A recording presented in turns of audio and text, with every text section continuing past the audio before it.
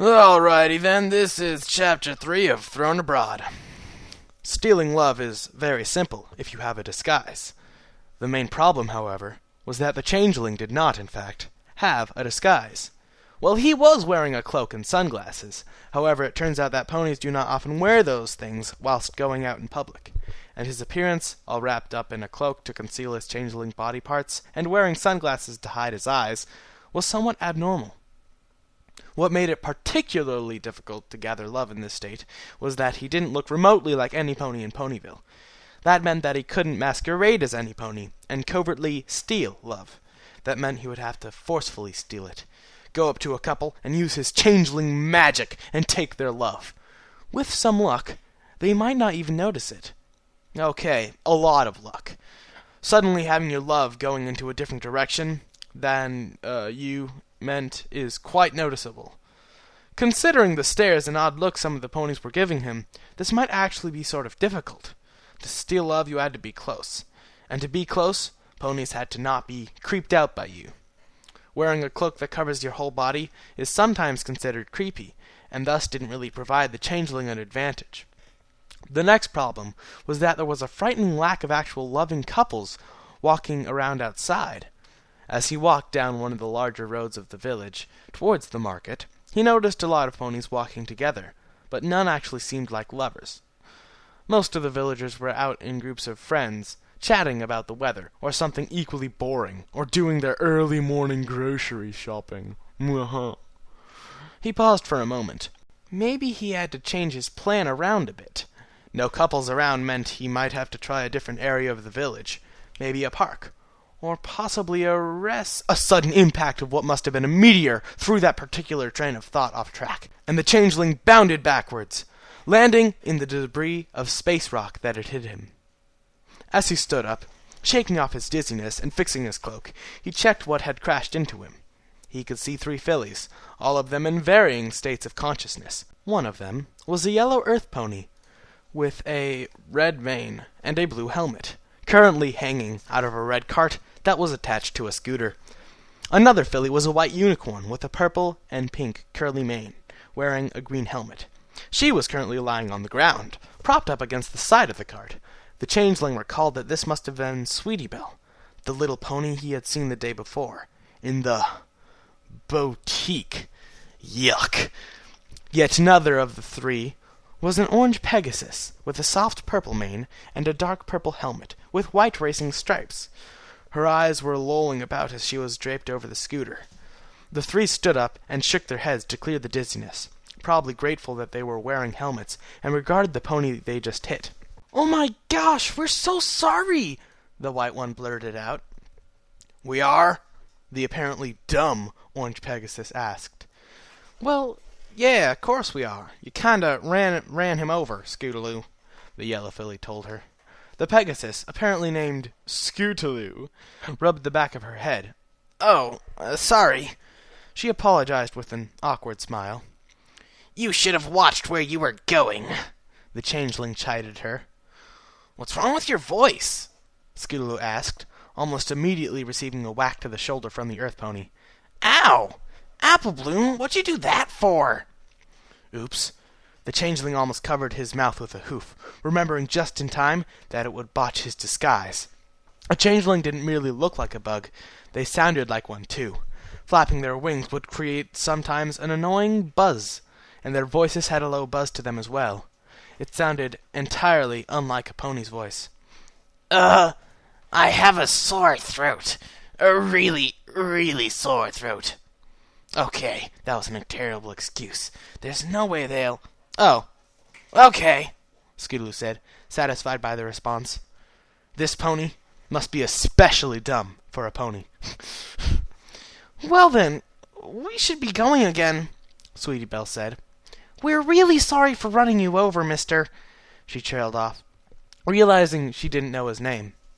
"Hey," the earth pony, Apple Bloom, called out. "Are you new in Ponyville?" she asked the changeling. He hesitantly nodded in reply. The 3 fillies looked at each other. "Maybe we could try being new pony greeters," Apple Bloom said. The other fillies nodded in agreement. The three yelled out, "Cutie Mark Crusaders, new pony greeters, yeah!" The force of their shout almost sent the changeling's cloak flying. "Welcome to Ponyville, mister," Sweetie Belle greeted him. "I'm Sweetie Belle." Like he didn't know that yet. "That's Apple Bloom," she said as she pointed to the yellow earth pony. Obviously. And then she pointed to the Pegasus, adding, "And that's Scootaloo. What's your name?" Double oops. Being disguised as a new pony required a name as well, which he had not so conveniently forgotten about. He needed a name, and fast. My name is, Quick, think of a pony name. A normal pony name. It's, Cloud something? Blah blah blah blah grass? No. Sweat was starting to collect on his forehead. Okay, something obvious. I'm wearing sunglasses. It's, sun and, a cloak. Sun cloak! Sun cloak! No, you idiot, that's a terrible name, he thought, mentally slapping himself.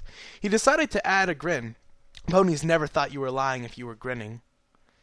That's a nice name, Apple Bloom said.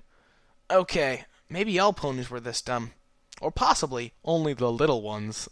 The changeling, apparently now named Suncloak, released a breath he didn't realize he was holding. Well, I should get going, but watch out next time, or warn other ponies when you're going too fast.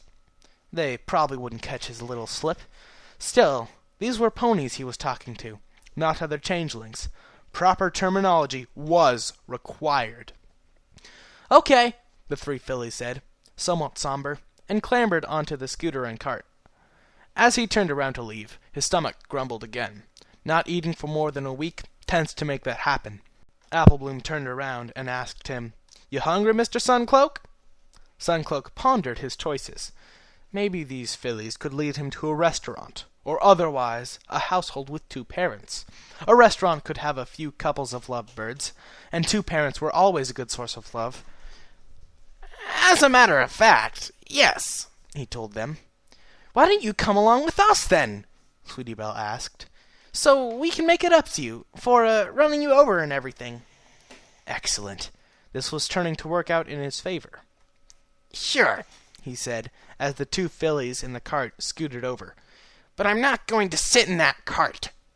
Scootaloo turned her head. But it'll be a lot faster than just walking. Suncloak rolled his eyes. Whatever. As long as he could get a meal. Fine. He hopped into the cart, and they sped off. A few moments later, they came up to Sweet Apple Acres.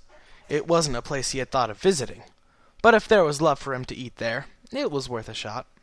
Couldn't they at least have called it something a bit less sappy than Sweet Apple Acres? Sweet Apple Acres. God. Damn. Once in front of the quaint house. Oh, quaint! That's appearing more and more in fanfics. Yes! Brohoof. Quaint. Once in front of the quaint house, the fillies and changelings got off their vehicle. Apple Bloom opened the door. We're back, she called out, and we brought a guest. An orange mare with a hat came out of another room. Applejack, if he recalled correctly. A guest? Why, ain't that nice? She went over to Suncloak and gave him a fierce hoof shake. The name's Applejack. She let go, but that didn't stop the changeling from shaking like a pair of maracas. I'm Suncloak, he said, after he got his shaking under control. Still a stupid name, though, he added, in his thoughts. Still, he would have to stick with it now. Nice to meet you, Applejack told him, then turned to Apple Bloom. You didn't tell me you were bringing a guest, though. The three fillies told the farm pony what had happened earlier. As they finished, Applejack sighed. I'm mighty sorry, mister. It won't happen again. She glared at the three, rather guilty-looking ponies. Am I right? It won't, the three said, with a sigh. Oh, it could have happened to anyling. Anyling, that's beautiful, the changeling said, with a dismissive wave of his hoof. Don't you mean any pony? Applejack asked him. Yes, any pony. What'd I say? I thought I said any pony. he corrected himself. Changelings didn't use words like any pony or every pony. They said any ling and every ling. Ponies and changelings. Why don't we say any man then? 'Cause we're humans. So any man instead of anybody. And changelings and ponies have bodies, so anybody would work. Oh, damn. This terminology is somewhat illogical. Not completely, but somewhat. Ponies and changelings weren't exactly on speaking terms, so they didn't use the same terms. I see what you did there. Ponies referred to their own species. Changelings referred to their own species. That's how it worked. Except he'd forgotten for a moment that he was supposed to be talking like a pony now, not like a changeling. Was he always such a bad actor? Now, see, maybe the ponies and the changelings will have this big crossover thing, just like how the Pegasi and the ponies, the Pegasi, the Earth ponies, the unicorns did. Now, see, the thing is, the changelings are supposed to feed off love. However, with such a huge hive, you can't just feed off that much love. So I think there must be some other source of food that they could coexist with the ponies, which would be very interesting. And right now they're just background objects, evidently, because every single changeling looked exactly the same. But I think they should have individual, more character things, and then that would be an interesting universe. Alternate universe. Ugh. Applejack gave him an odd look for a moment.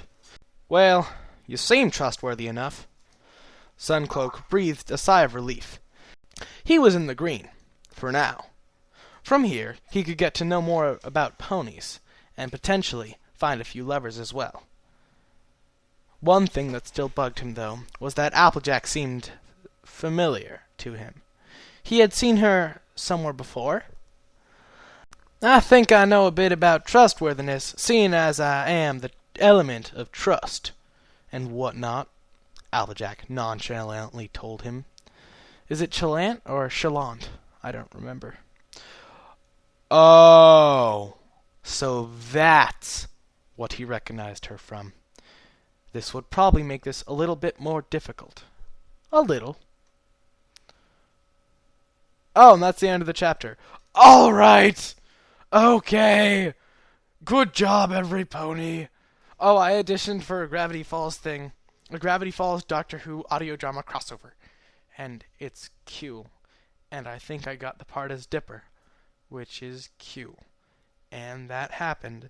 And since I didn't get to record yesterday, I'm going to go record this other awesome fic.